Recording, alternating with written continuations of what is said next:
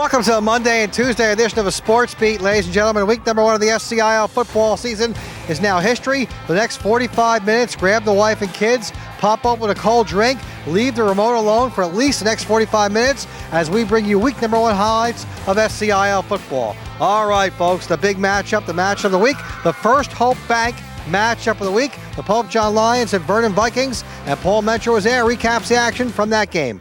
Hello, it's Olivia and Magdalene, and together we run the Weekend Bag Program, Inc. The program is a kid-founded and run nonprofit. Through the program, we provide weekend meals and hygiene necessities to students throughout Sussex County over the weekend. We service over 200 students in over 20 out of 38 public schools, ranging from preschool through college students. We need your help with funding as the need is growing and pricing is increasing. A weekend bag costs around $20 per bag. We've been running for 8 years and have provided over 140,000 meal items. You can visit us at Weekend Bags Program or our Facebook at Weekend Bag Program, Inc. Thank you. On Vernon's first possession, they're forced to punt. The receiver, though, touches the ball, and Peter Zapp pounces on it to give the Vikings great field position. The next play, the play-action pass, Dan Lisa finds Zapp sprawling on the ground. Somehow he makes the catch at the 1-yard line. And on 1st and goal, Justin Gannon takes it up the middle for the 1-yard touchdown run, and Vernon grabs an early 7-0 lead. Later, Hopatcong facing 3rd down deep in their own territory. The quarterback hit as he throws. It's ruled an incomplete pass. That means the Lions are forced to punt, but the snap will go over the punter's head. It goes out of the end zone for a safety, 9-0 Vernon after 1 quarter. Second quarter, Hopatcong pinned deep facing a 3rd down. Jeremy Tucker gets the ball. He avoids a couple of tacklers, tiptoes along the sidelines, and there he goes. The transfer says hello to the SCIL with a 92-yard touchdown run. The Lions now trail 9-6 as the kick fails. But Vernon has a response on the next drive. Justin Gannon takes the pitch, the halfback option. Peter Zapp with the tremendous catch, and he outruns the defender all the way to the end zone, 80 yards on the play. It's 16-6 Vikings. The Lions look to Jeremy Tucker again. On the pitch, he weaves through the defense. Only the last man there to save the touchdown, a 42-yard gain for Tucker. The Vernon defense would stiffen on this drive. On 4th and 10, the Lions try a draw play. Mike Deutsch stuffs it, and the Vikings take over on downs. And they get their running game going. Justin Gannon finding room on this play, 20 yards through the dust into Lions territory. And Gannon would cap off the drive too, showing off his great moves on this 22-yard touchdown run. The extra point gives Vernon a big 23-6 lead. The Lions look to rally before the half. Alan Ianna-Cohn takes the pitch. He picks up 14 yards into Viking territory. The drive continues. Once again, Ianna-Cohn on the pitch. This time he goes for 11 yards. A key penalty would move the Lions closer. Then with seconds left until the half, Eugene McGuire lofts the pass to the corner of the end zone. Tucker makes the leaping grab. The conversion fails, but it's now 23-12.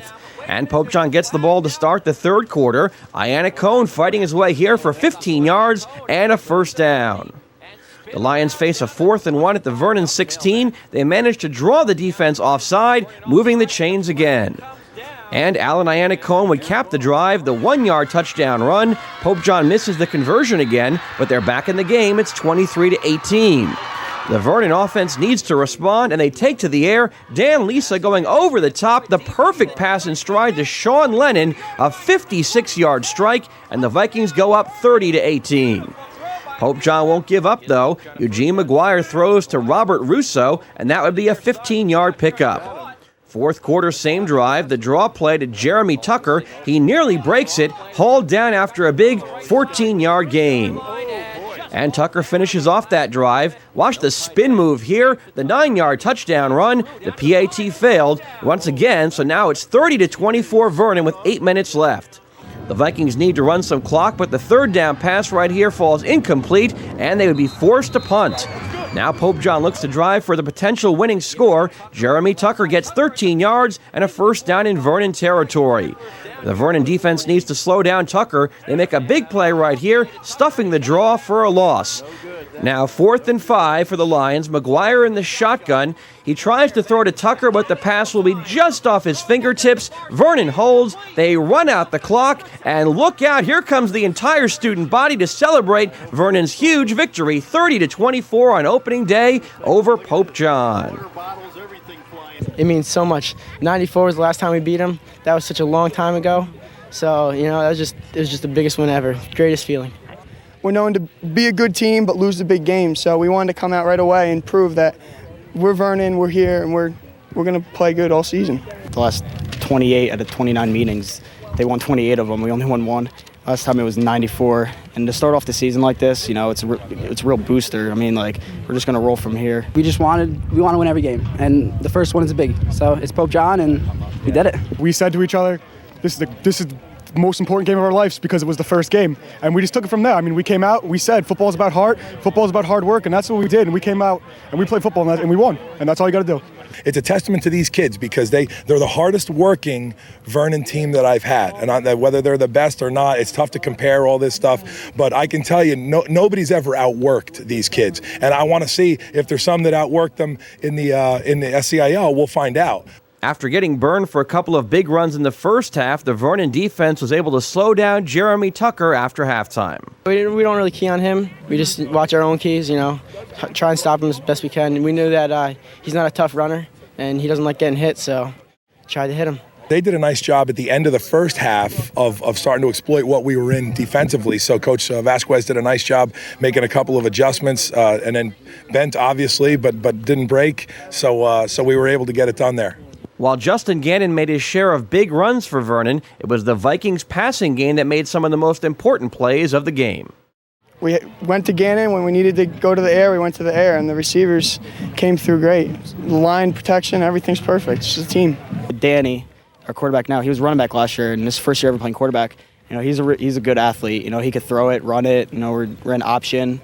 He could roll, scramble, and we have real good receivers this year too. You saw we scored on the one bomb. So, we have a real spread out offense. We have Justin Gannon, he's a weapon, so they want Justin Gannon. So we figured you go to the air, and it worked. Danny Lisa came up big.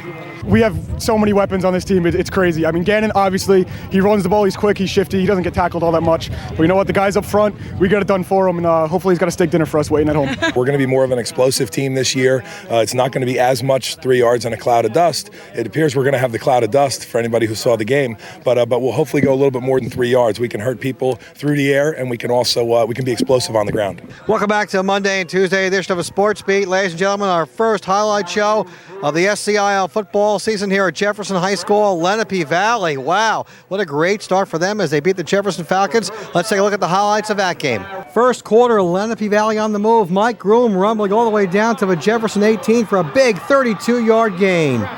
Then the Patriots faced with a 4th and 5 with the Jefferson 13. John Graham comes up with a big sack, and the Falcons would take over on downs. After picking up a first down, this happens to Jefferson. They fumble. DJ Russo is there to pick it up.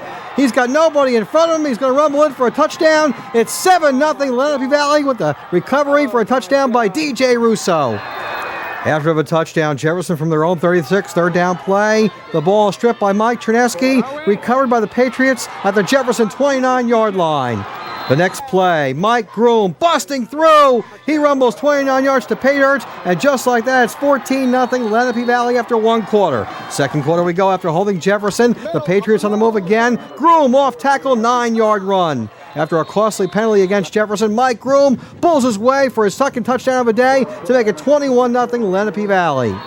The Patriots then kick off to Jefferson, and the ball bounces around. The young man can't handle it, and once again a costly turnover. Lenape Valley gets it at the Jefferson 23. 2 plays later, Mike Groom, 18 of his 157 yards of a day, 28-0 Lenape Valley.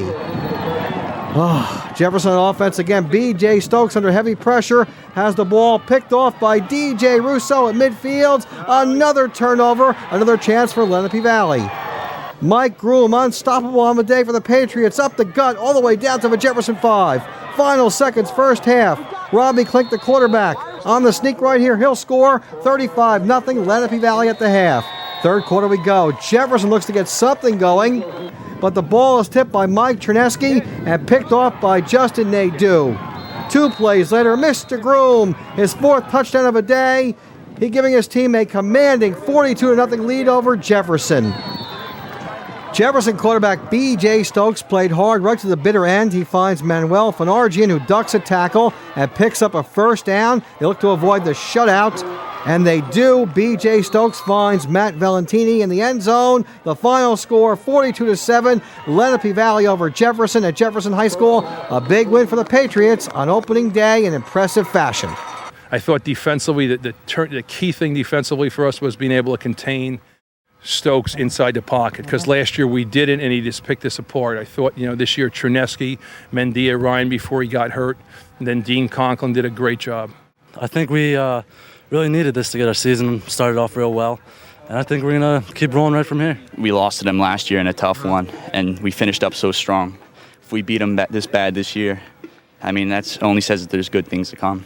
Well, Lenape Valley scored their first touchdown off a turnover. DJ Russo picks up a loose ball and rumbles in for the touchdown, and that gave them a 7-0 lead.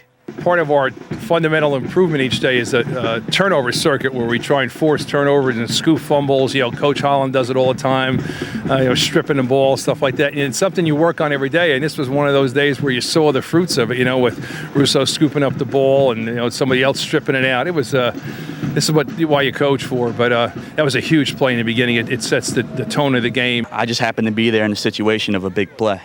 And when you have everyone doing their job, big plays open up, and it's whoever's there gets the glory. The Patriots' second touchdown also came off a turnover. Mike Trineski stripped the ball away, and the Patriots recovered it at the Jefferson 29-yard line. They scored on the next play to make it 14-0.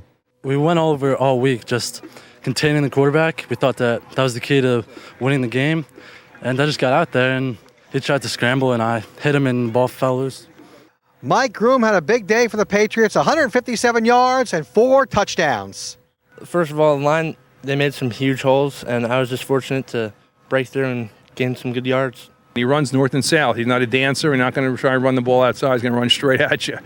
And he wears you down. You look at the safeties and stuff, as it starts to go on. They're not too excited about coming up and tackling him. So, it's a good start for him. He's a great kid. And, his brother played for us a couple years ago. Sean was a wonderful player. And it's a good family. And it was a good team effort today.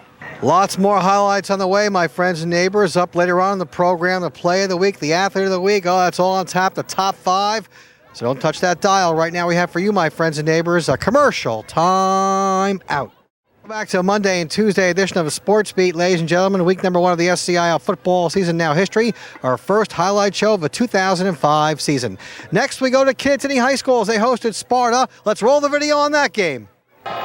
Sparta looks to air it out. Kevin Green steps in front of a Tyler Reese pass and runs it back inside the Sparta 35-yard line. And Kittatinny will get 3 off that turnover. Kyle Hayes boots a 29-yarder. They take a 3-0 lead over Sparta at Kittatinny. Next possession for Sparta. Ryan Skrupka shows why he's one of the best in the SCIL. Breaks off the line, has an open path, 66 yards for a touchdown, and Sparta grabs a 7-3 lead over Kittatinny. Second quarter we go. Sparta's next possession. Dane D'Angelo on the counter play up the gut. First down in the Cougar territory. And Tyler Reese, the pass in the flat to Andrew Passarelli. He takes it inside the 30. Another Spartan first down. The very next play, this happens. The ball pops out. The Cougars recover it. And the Sparta drive is dead. They still lead this game 7-3. Third down for Kittatinny right now. Mike Roselli leads a charge for the Sparta Spartans. And the Cougars are forced to punt. Here comes Sparta on offense. Tyler Reese out of the shotgun. He's got his man, Derek Fraley, for a 17-yard gain. Keep those chains moving. Now fourth down for Sparta. Reese has his pass broken up by J.T. Danko of Kittatinny. 7-3 Sparta at the half. Okay, folks, third quarter we go. Sparta has the ball at the Kittatinny 30, facing a fourth down. They line up for a punt. They fake it. J.T. Danko and Chris Guidi all over it. The Cougars take over on downs. Fourth quarter we go. Kittatinny, the draw play. Chris Guidi has the hole, 27-yard gain to the Sparta 34-yard line. Next play, Cougars cough it up, and Sparta recovers, killing a big chance for Kittatinny. Second play off that turnover, out of the shotgun, the give to Ryan Skrupka. He rumbles 20 yards into Cougar territory. The next play, the counter to Danny D'Angelo. Wide open hole, 41 yards to pay dirt. The extra point failed, and Sparta takes a 13-3 lead over Kittatinny. The Sparta defense chasing around quarterback Jeff Kissel. They were on him pretty much all day. Nick Gennardi on the sack right here, and the Cougars are forced to punt. Danny D'Angelo runs for a Sparta first down all the way down to the Cougar 30. Looks to after the lead right here and put this game away. And the sweep to Ryan Skorupka. He'll cut it back for a nice 10-yard touchdown run. They have a 2-point conversion. Sparta now has a comfortable 21-3 lead. Kittatinny looking for their first touchdown of the season. Jeff Kissel under heavy pressure finds Nick Campbell to the Sparta 30-yard line. And again, Kissel finds a wide open Josh Reed 5-yard touchdown pass right here. The final, Sparta over Kittatinny, 21-9. It's the first day of the game of the year. Both teams are hyped up. They're well coached. We feel we're well coached, and we knew it was going to be close. And turnovers are going to be a factor. It's tough up here to play, and I was happy to see in the second half that we were able to stay on top of things and get it rolling. It's a tough place to play. I think everybody knows that, and we're just going to take this momentum, keep it rolling one game at a time, week after week. After a Kittatinny field goal, Ryan Skorupka responded for Sparta with a 66-yard touchdown run. Coach called a jumbo set, which is like a power eye for us, and I just took it. I saw a hole and I took it, and it was all easy for us from then out. It was still 7-3 in the fourth quarter until Dan D'Angelo broke loose for a big 41-yard scoring run. We couldn't put it in the end zone. We were driving, and we could not get in the red zone. And we were probably about 0 for 4, but that was definitely a big play. The line opened up a great hole. We're all blocking great for each other. Everybody's just starting to gel. Sparta's 3 running backs, Skorupka, D'Angelo, and Andrew Passarelli, combined for nearly 300 yards on the ground. We had a lot of depth in our backfield. Andrew Passarelli's a truck, and Danny's got the speed. So it's a mix, and those guys give it their heart and soul on every play. And you're not going to bring a guy like Passarelli down with one hit, and Danny is going to make you miss. When we take it outside, or if we're going up the middle, that we're going to be clearing a path for each other, and it's just comforting to know that they're good buddies of mine, that they're going to be leading me through the hole. If one of us is blocking for the other guy, we know when we run the ball, we're going to get the same blocks as well. So we try our hardest every play because we know we're going to get that same thing in return. Everybody knew that Skorupka was going to be the marked guy, and still should be. I mean, he's a great running back. But with our attack and our offense, we've got 2 other running backs that are real well. We need to spread it around still to not only get them the ball, but to open up things for Ryan. Meanwhile, the High Point Wildcats had a non-conference game against Wayne Valley, the team they played last year on opening day. Let's find out what happened at High Point. Here we go. First play from scrimmage for Wayne Valley. Nick Agelis, the quarterback, the pump fake to a wide open Bob Bishop. He gets a good block. He's going to go 76 yards to pay dirt. Just like that, it's 7-0 Wayne Valley over High Point. This game played in Wildcat country. All right, High Point on offense. Brian Canuck by the quarterback rolls right to his buddy J.P. Noon to the Wayne Valley 40-yard line. Good job of staying in bounds. Almost broke it for a touchdown. Now High Point faced with a 4th down situation. Romeo Fiorinelli on the stop for Wayne Valley, and High Point still trails this game 7-0. Second quarter we go. Wayne Valley on the move. The quarterback is chased down and eventually sacked by Casey Campbell right here, and Wayne Valley is forced to punt. And they're still leading this game by a score of 7-0. Third quarter we go. Brian Konupka to J.P. Noon. The Wildcats get a first down into Wayne Valley territory. Now 4th down for High Point, and Konupka, the pass is broken up by Joe Portarelli right here. And High Point still trailing this game 7-0. Fourth quarter we go. Wayne Valley at their own 16. Jonathan Dolan causes a fumble. High Point tries to pick up the ball. It rolls out of the end zone. A 2-point safety. They now trail this game 7-2. Off the safety. High Point has the ball right here. They want to make something happen. The ball is picked off by Kyle Hayes. He makes a big run back all the way to the High Point 9-yard line. Talk about a killer turnover, folks. Wayne Valley could not get 6. They do get 3. They settle for a 22-yard field goal by Sean Miller. They lead this game by a score of 10-2. One last chance for High Point. Konupka looking downfield. Nick Angelis leaps up to make the interception, and Wayne Valley holds off High Point. The final score in this game, 10-2.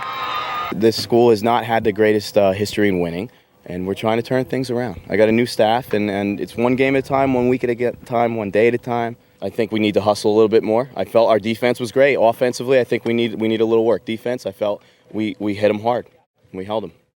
Up next, we'll show you Newton Hopatcong highlights. That's on tap, my friends and neighbors. Right now we have for you a commercial time out. Welcome back to a Monday and Tuesday edition of a Sports Beat, ladies and gentlemen. Our first highlight show of a 2005 football season. Up next, Hopatcong at Newton. Let's check out the video from that game. Okay, Newton forced a punt on their first possession, blocked by Joe Martinick of the Newton 45-yard line. Good start for Hopatcong. The next play, Joe Martinick shows why he's a D1 prospect. Look at him stay on his feet. He's going to go 45 yards for a touchdown. 7-0, Hopatcong over Newton. Newton quarterback Steve Zander picks up his own fumble right here, runs for his life, is sacked, and Newton is forced to punt once again. Look at Joe Martinick here. Slip tackle after tackle. He runs deep into Newton territory. The Chiefs are on the move once again. And 2 plays later, Mr. Martinick, 2-yard touchdown run, 14-0 Hopatcong after 1 quarter. Second quarter we go. Quarterback Ian Evans. Now they're focusing on Martinick right here. He runs the option. Okay, I'll take it myself. He's got an open hole. A 64-yard touchdown run right here. And Hopatcong would take a 21-0 lead. Next possession, Newton punting. Now watch this. The ball hits off a Newton player and goes right to the man himself, Joe Martinick. He'll pick it up. I might as well run with it, right? He's going to go 62 yards for a touchdown. And with that touchdown run by Martinick, it's now a 28-0 game in favor of Hopatcong. Newton quarterback Steve Zander under heavy pressure fires the pass to Jared Zappa right here. First down for the Braves. They're on the move. Now 3rd down for Newton. Zander is sacked by Steve Heinsohn, and Newton is forced to punt once again, so that drive is dead. Now off that punt, Hopatcong back on offense. It goes to Joe Martinick, the pitch. He jumps over a tackler. He's going to rumble 64 yards for his 4th touchdown of the half. 35-0. It's all Hopatcong. 3rd quarter we go. Steve Zander fighting hard, fighting for his life on this play. Avoids a sack and finds Jared Zappo. Makes a great leaping catch at midfield for Newton. Nice hard-nosed running by Scott Paul of Newton right here. He rumbles for a Braves first down. They're on the move towards the goal line. And Steve Zander fights hard on this play, 8 yards into the end zone. 2-point conversion failed. They now trail in this contest 35-6. 4th quarter we go. Steve Zander rolls out, keeps himself. Nice run, gets a first down to Hopatcong territory. Zander's a tough kid, folks.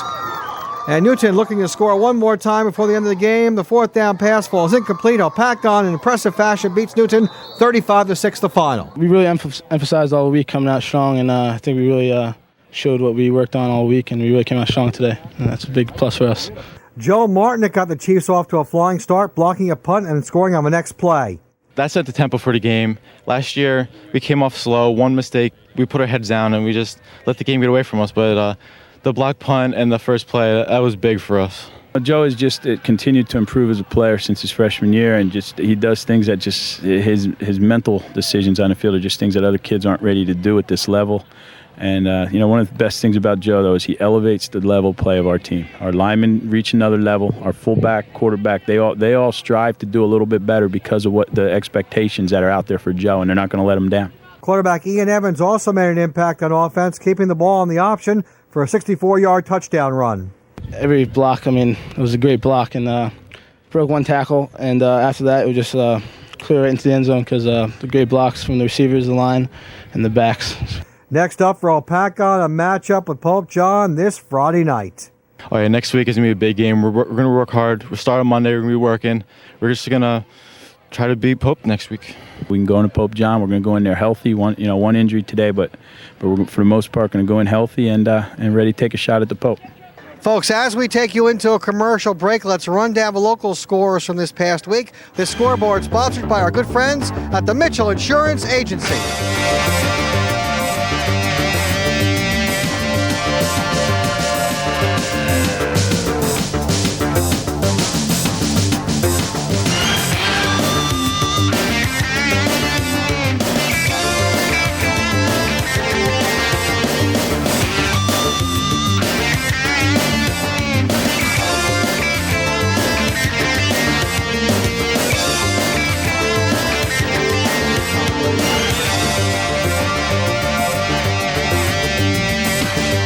Monday and Tuesday edition of a Sports Beat, ladies and gentlemen.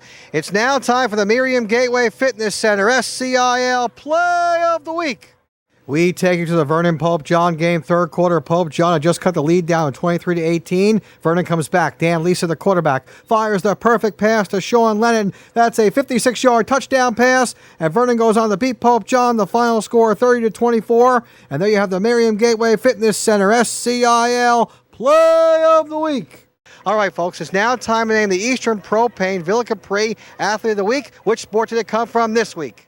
Let's give it to Justin Gannon of the Vernon Viking football team. Rushed for 104 yards and 2 touchdowns and threw for an 80-yard touchdown pass in the halfback option. Hey, Justin Gannon, you are the Eastern Propane Villa Capri 2 Athlete of the Week. Well, folks, that's going to wrap up the Monday and Tuesday edition of the Sports Beat. Once again, we think about our soldiers in Iraq and Afghanistan. We love them. We care about them. Remember, they are the true American heroes. We think about them all the time. We think about our fellow Americans in New Orleans. We hope they can get their lives back someday and their city back someday. Thanks for watching, everyone. And as we take you out, let's find out what's on tap for next week. I bid you a hearty good night.